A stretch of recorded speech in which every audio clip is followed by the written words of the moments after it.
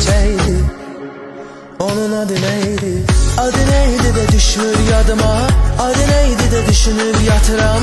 Beni tek koyanın adı neydi? Başımın üstü uçan kepeneydi. Bir gün ışığım axı sönəcəkdi ve o gidəcəkdi. Adı neydi ürəkdə çırpınan? Adı neydi bir anda yad olan? Beni pərt edenin adı neydi? Ürək yıxılıb gedib ona neydi? Bir yaşayıp bir öləcəkdi. Onun adı neydi?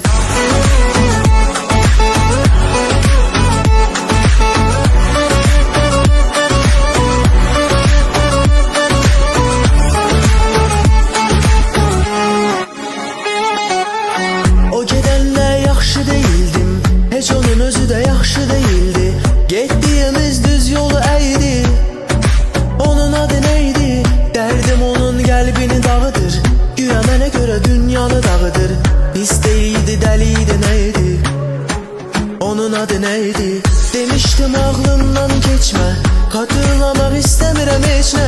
Geriyə qalan qırılan ürəkdi. Onun adı neydi? İlk görüşte sözün yadımda, bakışların özün yadımda.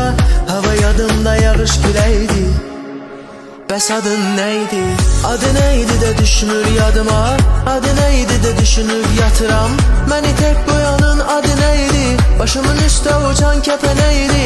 Bir gün ışığım axı sönəcəkdi ve o gidəcəkdi. Adı neydi ürəkdə çırpınan? Adı neydi bir anda yad olan? Beni pərt edenin adı neydi? Ürək yıxılıb gedib ona neydi?